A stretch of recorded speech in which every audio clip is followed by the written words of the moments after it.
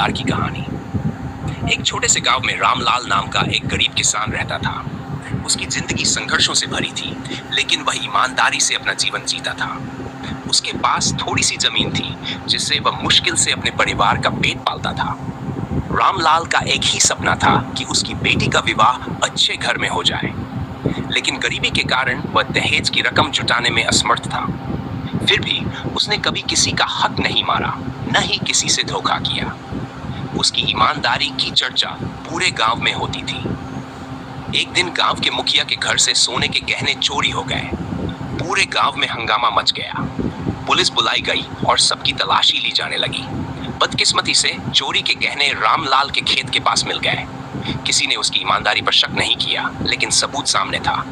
रामलाल को पुलिस ने पकड़ लिया। उसने बार बार कहा कि वह निर्दोष है, लेकिन किसी ने उसकी बात नहीं मानी। अदालत में भी उसकी गरीबी और हालात ने उसके पक्ष में कोई प्रभाव नहीं डाला। अंततः रामलाल को जेल भेज दिया गया।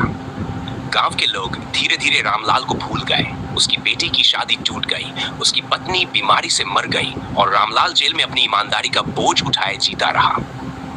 कई साल बाद असली चोर ने अपनी आत्मग्लानि से मजबूर होकर चोरी का अपराध स्वीकार कर लिया। रामलाल को जेल से रिहा कर दिया गया, लेकिन तब तक बहुत देर हो चुकी थी। उसका परिवार बिखर चुका था, उसका घर उजड़ चुका था। रामलाल ने गांव वापस आकर देखा कि उसकी ईमानदारी अब किसी के लिए मायने नहीं रखती। उसने फिर भी अपनी ईमानदारी नहीं छोड़ी।